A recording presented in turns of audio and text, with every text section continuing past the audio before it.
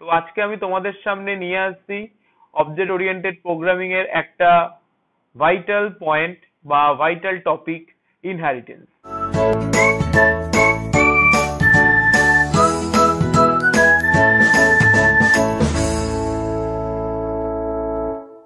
Hello student, আমি দেবজিৎ দাস। আশা করি তোমরা সবাই বাড়িতে সুস্থ রয়েছো এবং পড়াশোনাটা ঠিক করে চালিয়ে যাচ্ছ। তো আজকে আমি তোমাদের সামনে নিয়ে আসছি অবজেক্ট ওরিয়েন্টেড প্রোগ্রামিং এর একটা ভাইটাল পয়েন্ট বা ভাইটাল টপিক, ইনহেরিটেন্স। এই ইনহেরিটেন্স জিনিসটা কি সেটা আজকে আমি তোমাদের সামনে ডিসকাস করব। ইনহেরিটেন্স কিছুই নয়, ইনহেরিটেন্স মানে হচ্ছে ধরো তোমার বাবা মার গুণগুলো সব কিন্তু তুমি পেয়েছো, আর সেই গুণগুলো যেমন তোমার দাদুর গুণগুলো তোমার বাবা পেয়েছে, মানে ইনহেরিট হয়েছে। কেমন ভাবে ইনহেরিট হয়েছে? যেমন আমি আমার মা বাবার গুণগুলো আমার মধ্যে অটোমেটিক্যালি চলে এসেছে বাই বার্থ, মানে আমার মা বাবার গুণগুলো আমার মধ্যে ইনহেরিট হচ্ছে।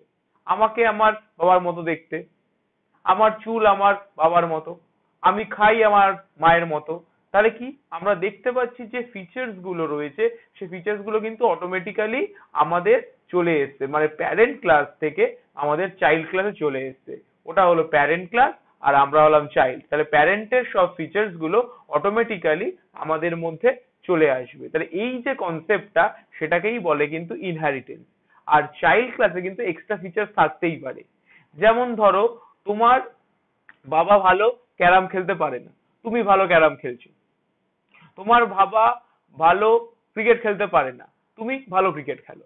তাহলে কি সেই যে ফিচার্স গুলো, সেই ফিচার্স গুলো তুমি কিন্তু তোমার মধ্যে এক্সট্রা ফিচার্স থাকতে পারছে, মানে তোমার প্যারেন্ট ক্লাসের যে ফিচার্স গুলো অটোমেটিক্যালি চাইল্ড ক্লাসে আসছে, তাছাড়া চাইল্ড ক্লাসেরও কিন্তু এক্সট্রা কিছু ফিচার্স থাকতে পারে। তাহলে আমরা ডেপথে ঢুকছি, আমরা জিসটা দিলাম কি ইনহেরিটেন্সটা। চলো দেখি আমরা কি বলেছে। Inheritance is an important pillar of OOP, মানে object oriented programming. It is a mechanism in Java by which one class is allowed to inherit the features, মানে fields and methods of the another class। মানে features মানে কি আমরা জানি, একটা ক্লাসের features বলতে আমরা কি বুঝি, তার ডেটা মেম্বার বা তার মেথড মেম্বার, সেগুলো কিন্তু অটোমেটিক্যালি আমাদের চাইল্ড ক্লাসে চলে আসছে। যে ক্লাসটা উপরে থাকছে সেটা হচ্ছে প্যারেন্ট ক্লাস, আর যেটা নিচে থাকবে সেটা হচ্ছে চাইল্ড ক্লাস। আর আমরা ইনহেরিট করব কি করে যা হয়, আমরা ইনহেরিট করব এক্সটেন্ড কিওয়ার্ড দিয়ে। মানে ধরো একটা ক্লাসের নাম প্যারেন্ট আর একটা ক্লাসের নাম চাইল্ড, তাহলে আমি প্রথমে লিখবো ক্লাস প্যারেন্ট, নিচে লিখবো ক্লাস চাইল্ড, এক্সটেন্ড প্যারেন্ট। মানে কি প্যারেন্ট ক্লাসটা ইনহেরিট হলো আমাদের চাইল্ড ক্লাসের মধ্যে। মানে কি প্যারেন্ট ক্লাসের যে ফিচার্স গুলো রয়েছে, মানে ডেটা মেম্বার বা মেথড মেম্বার যেগুলো রয়েছে, সেগুলো কিন্তু অটোমেটিক্যালি আমাদের চাইল্ড ক্লাসে চলে আসলো। পারলাম বোঝাতে তোমার? তাহলে তাহলে কি বলছে, ইম্পর্টেন্ট টার্মিনোলজি। কি কি টার্মিনোলজি হয় ইনহেরিটেন্সের ক্ষেত্রে? সুপার ক্লাস, আমি যেটাকে প্যারেন্ট ক্লাস বলছিলাম জাভাই সেটাকে সুপার ক্লাস বলে। যার নাম প্যারেন্ট ক্লাস তার নামই সুপার ক্লাস, সেটা নিয়ে কোনো কনফিউশন হওয়ার কিছু নেই। তারপর হচ্ছে সাব ক্লাস। সাব ক্লাস মানে হচ্ছে চাইল্ড ক্লাস, চাইল্ড ক্লাস মানে হচ্ছে সাব ক্লাস মানেও তাই, ডিরাইভ ক্লাস মানেও তাই। ঠিক আছে? আর তারপরে হচ্ছে রিইউজেবিলিটি। এই তিনটে মেন পয়েন্ট ইনহেরিটেন্সের। কি কি? Super class. সুপার ক্লাসটা কি চলো আমরা দেখে নিই। সুপার ক্লাস মানে তোমাকে আমি বললাম প্যারেন্ট ক্লাস, এটাই সুপার ক্লাস। দেখি, the class whose features are inherit is known as super class or base class or parent class. দেখলে যেটা বললাম তোমাকে। এবারে super class, the class that inherits the other class is known as subclass or derived class, extended class or child class. The subclass can add its own field and methods in addition of the superclass field and methods. মানে super ক্লাসের field and method তো তার মধ্যে addition হয়ে যাচ্ছে, তার সাথেও কিন্তু সে এক্সট্রা কিছু ফিল্ড তার মধ্যে অ্যাড করতে পারে। আর reusability, inheritance support the concept of reusability, মানে তুমি বারবার ইউজ করতে পারবে।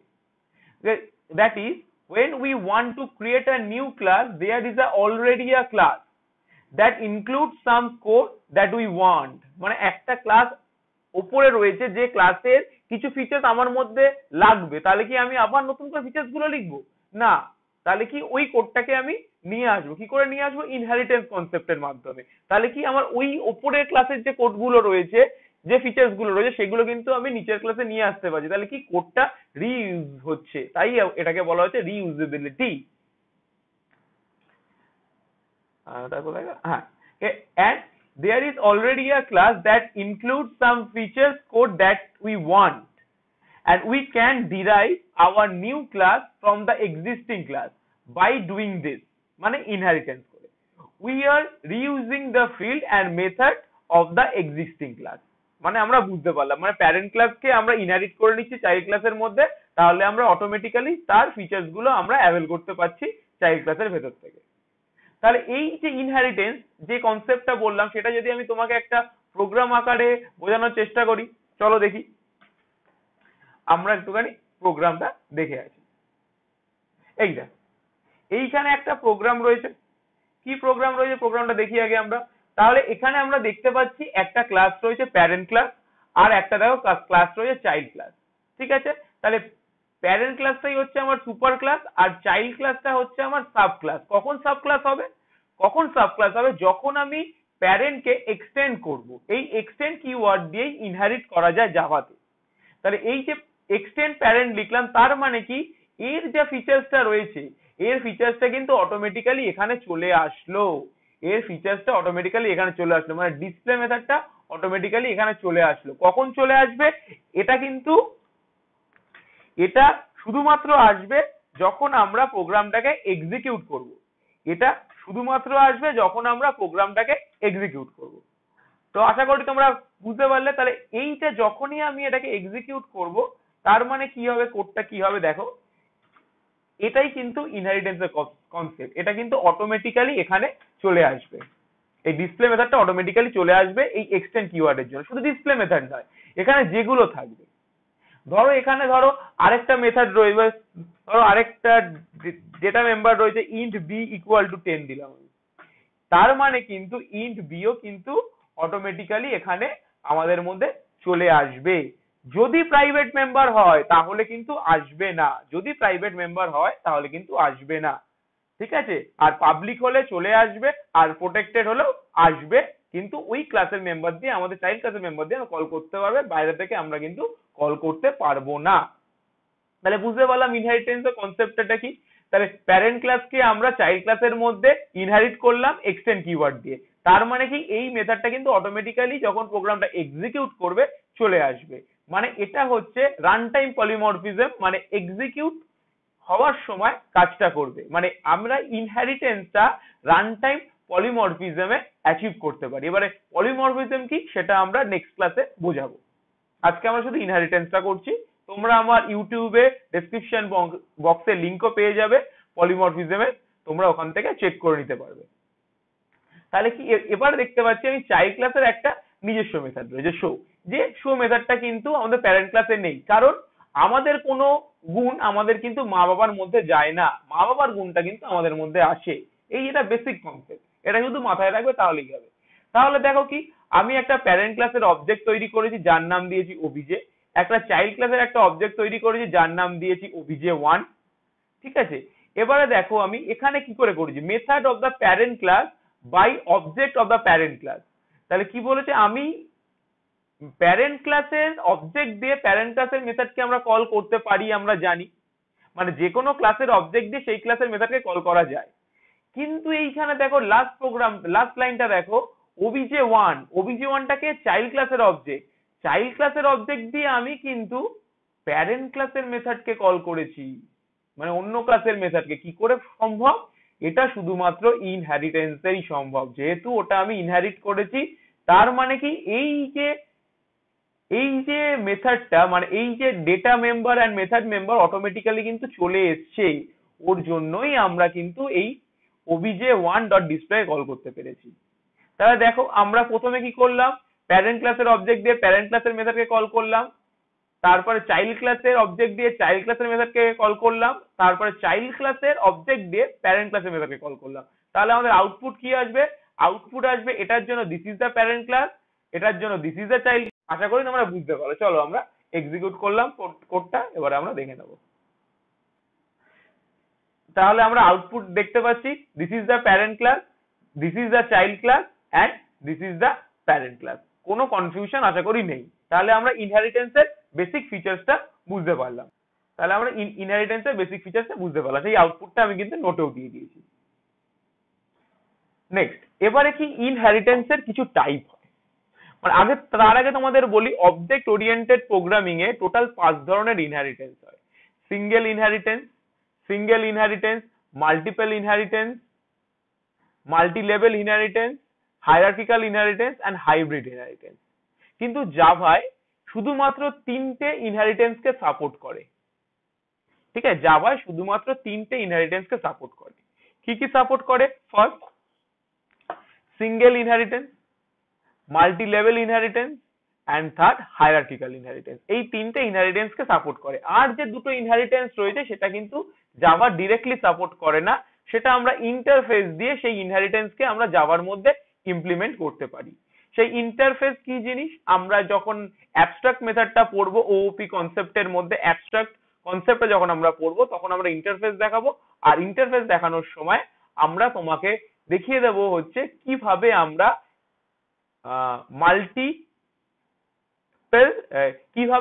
মাল্টিপেল এবং কিভাবে আমরা হাইব্রিড ইনহেরিটেন্স কে আমরা জাভাতে ইউজ করতে পারি, মানে ইমপ্লিমেন্ট করতে পারি। তাহলে চলো, যেগুলো সাপোর্ট করে ফার্স্ট 3টে, সে 3টে আজকে আমরা পড়বো। তাহলে কি কি? ফার্স্ট কি? Single inheritance. সিঙ্গেল ইনহেরিটেন্স মানে কি? এখানে একটা ছবি দেখতে পাচ্ছি, একটা এ একটা ক্লাস আর বি একটা ক্লাস। মানে কি? A is a parent class আর B is a child class. মানে এর সব ফিচার বি এর মধ্যে অটোমেটিক্যালি চলে এসছে। এই যে একটা লেভেলের যে ইনহেরিটেন্স, যে প্রোগ্রামটা আমি এক্ষুনি করে দেখালাম তোমাকে, সেটাই কিন্তু সিঙ্গেল ইনহেরিটেন্সের এক্সাম্পল। আশা করি বুঝতে পারলাম। যে প্রোগ্রামটা তোমাকে এক্ষুনি দেখালাম চাইল্ড ক্লাস এবং প্যারেন্ট ক্লাস দিয়ে, যে প্রোগ্রামটা দেখলাম প্যারেন্ট ক্লাস কেন চাইল্ড ক্লাসের মধ্যে এক্সটেন্ড করেছিলাম, তাহলে দেখো ওখানে কিন্তু একটা লেয়ার, মানে একটা প্যারেন্ট একটা চাইল্ড। তাহলে এই যে সিঙ্গেল লেয়ার, সেটাকেই আমরা বলি সিঙ্গেল ইনহেরিটেন্স। হ্যাঁ, তাহলে আমরা দেখলাম সিঙ্গেল ইনহেরিটেন্স। চলো এবার সিঙ্গেল ইনহেরিটেন্সটা আমরা দেখে নিই কি বলেছে। তো এখানে বলেছে in single inheritance subclass inherit the features of one super class. In image below, the class A serves as a base class for the derived class B. তাহলে আমরা বুঝতেই পারলাম যে জিনিসটা তোমাকে আমি আগে বলেছিলাম। তাহলে কি? ক্লাস A এখানে হলো প্যারেন্ট ক্লাস আর ক্লাস B হলো এখানে সাব ক্লাস। তাহলে বুঝতে পারছি সাব ক্লাস বা চাইল্ড ক্লাস। তাহলে আমরা যে প্রোগ্রামটা আগে করেছিলাম সেই প্রোগ্রামটাই আমাদের সিঙ্গেল ইনহেরিটেন্সের একটা এক্সাম্পল। দ্য সিঙ্গেল ইনহেরিটেন্সে কি? শুধু সিঙ্গেল লেয়ার থাকবে, কোনো ডবল লেয়ার থাকবে না। চলো আমরা তাহলে যেহেতু প্রোগ্রামটা দেখে নিয়েছি আগে, তাহলে আমরা সেই প্রোগ্রামটা আর আমরা করছি না, আমরা স্টেট চলে আসছি, সেটা হচ্ছে multi level inheritance. Multi level inheritance মানে কি? মাল্টি লেভেল মানে লেভেলে হবে। যেমন আমরা সিঙ্গেল ইনহেরিটেন্সে দেখেছিলাম কি একটা সিঙ্গেল লেভেল ছিল, মানে এ আর বি, আর মাল্টি লেভেলে থাকবে। দেখুন আমরা যে এক্সাম্পলটা দেখতে পাচ্ছি এখানে এ বি সি, সেটা A B C D E F G H এরকমও হতে পারে। মানে এখানে আমরা দেখতে পাচ্ছি দুটো লেয়ার রয়েছে, এ আর বি এর মধ্যে একটা লেয়ার আর বি আর সি এর মধ্যে একটা লেয়ার। তাহলে এখানে যেমন A B and B C রয়েছে, সেখানে কিন্তু ডি ই এফ ও থাকতে পারে। যেমন আমাদের প্রোগ্রামের রিকোয়ারমেন্ট হবে সেই হিসাবে আমরা জিনিসটা কিন্তু করব। আশা করি ক্লিয়ার করতে পারলাম। তাহলে এখানে হচ্ছে বেস ক্লাস হচ্ছে এ, আর এ আর বি এর মাঝখানে ইন্টারমিডিয়েটারি ক্লাসটা রয়েছে সেটা হচ্ছে বি, আর সি হচ্ছে ডিরাইভ ক্লাস। সি এর প্যারেন্ট ক্লাস কি? সি এর ইমিডিয়েট প্যারেন্ট হচ্ছে বি আর সি এর গ্র্যান্ড প্যারেন্ট হচ্ছে এ। তাহলে আমরা বুঝতে পারছি এ এখানে ধরো গ্র্যান্ডফাদার, বি হলো ফাদার আর সি হলো চাইল্ড। আমরা ক্লিয়ারলি বুঝতে পারলাম। চলো এবারে কি বলেছে আমরা দেখে নিই। কি বলেছে? in multiple inheritance a derived class will be inherit a base class as well as the derived class also act as a base class to the another class। যে জিনিসটা আমরা এক্ষুনি দেখলাম। in the below image the class A serve as a base class for the derived class B, which in turn the serve as a base class for the derived class C. In Java a class cannot be directly access the grandparents member। মানে কি বলেছে এখানে? C directly গ্র্যান্ডপ্যারেন্টের মেম্বারকে access করতে পারবে না, through যেতে হবে আমাদের বি দিয়ে।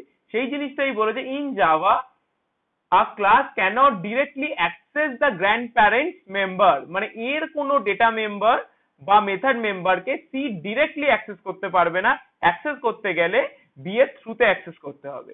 তাহলে আমরা বুঝতে পারলাম তাহলে মাল্টি লেভেল ইনহেরিটেন্সটা কি, যেখানে আমাদের একের থেকে বেশি লেয়ারে ডিভাইড করা থাকবে, সেটাই হচ্ছে মাল্টি লেভেল, মানে ডিফারেন্ট অফ লেয়ার থাকবে, ডিফারেন্স অফ লেভেল থাকবে, সেটাই হলো মাল্টি লেভেল ইনহেরিটেন্স। তাহলে মাল্টি লেভেল ইনহেরিটেন্সের যে প্রোগ্রামটা রয়েছে সেই প্রোগ্রামটাই আমরা ডিরেক্টলি চলে যাই। সেই প্রোগ্রামটাই কি রয়েছে, সেই প্রোগ্রামটা দেখো multi level inheritance. Multi level inheritance আমরা কি বলছি, মাল্টি লেভেল ইনহেরিটেন্স আমরা দেখতে পাচ্ছি কি এখানে একটা ক্লাস রয়েছে 1, একটা ক্লাস রয়েছে 2, একটা ক্লাস রয়েছে 3, তার তিনটে ক্লাস রয়েছে। এই যে তিনটে ক্লাস রয়েছে, তিনটে ক্লাসের মধ্যে কি রয়েছে দেখো, 1 এর কে আমরা ডিফাইন করেছি 2 এর মধ্যে এক্সটেন্ড করেছি, আবার আমরা 2 কে 3 এর মধ্যে এক্সটেন্ড করেছি। তাহলে আমরা বুঝতে পারছি তাহলে 1 হলো 2 এর প্যারেন্ট আর 2 হলো 3 এর প্যারেন্ট। তাহলে 3 এর গ্র্যান্ড প্যারেন্ট হচ্ছে ক্লাস 1 আর 3 এর ইমিডিয়েট প্যারেন্টকে সেটা হচ্ছে ক্লাস 2। তাহলে আমরা বুঝতে পারলাম তাহলে কিভাবে আমরা মাল্টি লেভেল ইনহেরিটেন্সটাকে আমরা ইমপ্লিমেন্ট করতে পারি। যেমন গ্র্যান্ড প্যারেন্ট মানে 1 হলো 2 এর প্যারেন্ট ক্লাস, তাহলে দেখো 1 কে আমরা ইনহেরিট করেছি 2 এর মধ্যে, তার কি লিখেছি ক্লাস 2 এক্সটেন্ড 1, তেমনই আমরা সেম লিখেছি ক্লাস 3 এক্সটেন্ড 2, মানে 2 কে আমরা 3 এর মধ্যে ইনহেরিটেড করেছি। তাহলে এই জায়গায় যে কনসেপ্টটা আমরা তৈরি করছি সেটাই হলো মাল্টি লেভেল ইনহেরিটেন্স। তাহলে আমরা মেন বডিতে যদি চলে আসি, তাহলে দেখো আমরা একটা 3 এর একটা অবজেক্ট তৈরি করেছি যার নাম জি। তাহলে G is the object of class 3। তাহলে যেহেতু জি হলো আমাদের চাইল্ড ক্লাস, তাহলে আমি কি জি এর মধ্যে কিন্তু প্রত্যেকটা মেথড কিন্তু অলরেডি চলে এসছে, কেমন কেমন কোন কোন মেথড গুলো চলে এসছে, তাহলে কি যখনই আমি 1 কে ইনহেরিট করছি আমরা জানি কি হয়,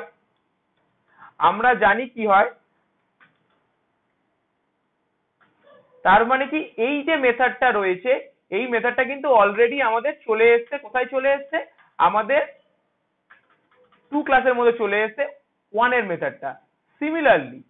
সিমিলারলি যখনই আমি 2 কে করছি, তার মানে কি হচ্ছে 3 এর মধ্যে এ কিন্তু অটোমেটিক্যালি চলে এসছে, তার সাথে কিন্তু এই মেথডটাও চলে এসছে, তার সাথে কিন্তু আমাদের এই মেথডটাও চলে এসছে। তাহলে আমরা কি দেখতে পাচ্ছি, ক্লাস 3 এর মধ্যে আমাদের ক্লাস 1 এর মেথড চলে এসছে আর ক্লাস 2 এর মেথডও কিন্তু আমাদের অলরেডি চলে এসছে। কোনো আশা করি আমাদের কনফিউশন নেই, কারণ ইনহেরিট করছি আমরা। তো যেহেতু আমরা ইনহেরিট করছি তার জন্য আমরা ক্লাস 3 এর অবজেক্ট জি কে দিয়ে আমরা প্রিন্ট গিক কেও কল করতে পারবো, যেটা কিনা আমাদের প্যারেন্ট মানে যেটা কিনা আমাদের গ্র্যান্ড প্যারেন্ট ক্লাসের মেম্বার। আমরা প্রিন্ট ফর কে করতে পারবো, যেটা কিনা আমাদের ইমিডিয়েট প্যারেন্ট ক্লাসের মেম্বার। আর আমরা প্রিন্ট গ্রিক কেও করতে পারবো, যেটা কিনা আমাদের নিজস্ব ক্লাসের মেম্বার। তাহলে আমরা যদি দেখি এখানে দেখো এই মেথডটা গিক, তাহলে যদি আমরা প্রিন্ট করি ধরো এই মেথডের নাম চেঞ্জ করে দিলাম, আমি করে দিলাম গ্রিক 1, তাহলে দেখতে পারবো আমরা আউটপুটটা আমাদের কি আসছে, তাহলেই আমরা জিনিসটা বুঝতে পারবো। তাহলে আমাদের কি আসবে আউটপুটটা, তাহলে আমাদের আউটপুট আসবে ফার্স্ট এর জন্য আসবে হচ্ছে গিক, সেকেন্ড এর জন্য আসবে হচ্ছে ফর, আর থার্ড এর জন্য আসবে কি গিক্স 1। চলো আমরা যদি আউটপুটটা আমরা স্টেট দেখে নিই, তাহলেই আমরা পুরো কনসেপ্টটা আমাদের কাছে ক্লিয়ার হয়ে যাবে কিভাবে মাল্টি লেভেল ইনহেরিটেন্সটা আমাদের কাজ করে। তাহলে চলো আমরা দেখে নিই আউটপুটটা আমাদের কি আসবে, তাহলে আমাদের ক্লিয়ার হয়ে যাবে কনসেপ্টটা কিভাবে মাল্টি লেভেল ইনহেরিটেন্স আমাদের কাছে কাজ করে। তাহলে আমরা দেখতে পারলাম কিভাবে মাল্টি লেভেল ইনহেরিটেন্স কাজ করছে। আশা করি আমাদের কোনো রকম প্রবলেম নেই মাল্টি লেভেল ইনহেরিটেন্স নিয়ে। এইবারে আমরা চলে আসবো হায়ারার্কিক্যাল ইনহেরিটেন্স। আমাদের হায়ারার্কিক্যাল ইনহেরিটেন্সটা কি? হায়ারার্কিক্যাল ইনহেরিটেন্স মানে আমি যদি সহজ ভাষায় বলি, একটা বাবার দুটো সন্তান, তিনটে সন্তান, চারটে সন্তান, পাঁচটা সন্তান, তাহলে এটাই হলো হায়ারার্কিক্যাল ইনহেরিটেন্স। মানে একটা শুধুমাত্র প্যারেন্ট ক্লাস থাকবে আর সমস্তগুলো ডিরাইভ ক্লাস থাকবে। এরকম আমি ছবিতে দেখতে পাচ্ছি A is a parent class and B, C, D is also a derived class from the class A। তাহলে A ক্লাস থেকে ডিরাইভড হয়েছে B, C and D।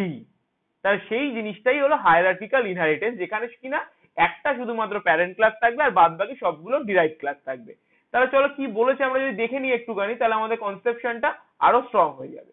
In hierarchical inheritance one class serve as a super class বা base class for more than one subclass in below for more than one subclass। তাহলে বুঝতে পারলাম একটার থেকে বেশি subclass হবে। in the below image class A serve as a base class for the derived class B, C and D। Clear? কোনো confusion নেই? তাহলে হায়ারার্কিক্যাল ইনহেরিটেন্সটা আমরা বুঝতে পারলাম। সেখানে কিনা একটা মাত্র শুধুমাত্র প্যারেন্ট ক্লাস থাকবে আর বাদ বাকি সবগুলো চাইল্ড ক্লাস থাকবে। তাহলে এই প্রোগ্রামটাও যদি আমরা করে নিই তাহলে আমাদের কাছে আরো ক্লিয়ার হয়ে যাবে। প্রোগ্রামটা করতে গেলে আমাদের কিছুই লাগবে না, চলো আমরা প্রোগ্রামটা দেখে নিই। তো আমরা দেখতেই পাচ্ছি প্রোগ্রামটার মধ্যে কি রয়েছে। এখানে সিমিলারলি দেখো একটা ক্লাস 1, একটা ক্লাস 2, একটা ক্লাস 3। এই দেখো 2 ক্লাসটাকেও আমি কিন্তু 1 দিয়ে এক্সটেন্ড করেছি আর 3 ক্লাসটাকেও কিন্তু আমি 1 দিয়ে এক্সটেন্ড করেছি। তাহলে কিন্তু একটাই এখানে প্যারেন্ট ক্লাস যার নাম কিনা এখানে 1, আর তার দুটো চাইল্ড ক্লাস, একটা হচ্ছে 2 আর একটা হচ্ছে 3। তাহলে আমি যদি চলে আসছি, আমি এখানে দেখতে পাচ্ছি, তাহলে আমি যখনই করেছি এই মেথডটা যখনই আমি করেছি এখানে, তার মানে কি যখনই আমি ইনহেরিট করেছি তার মানে আমার কাছে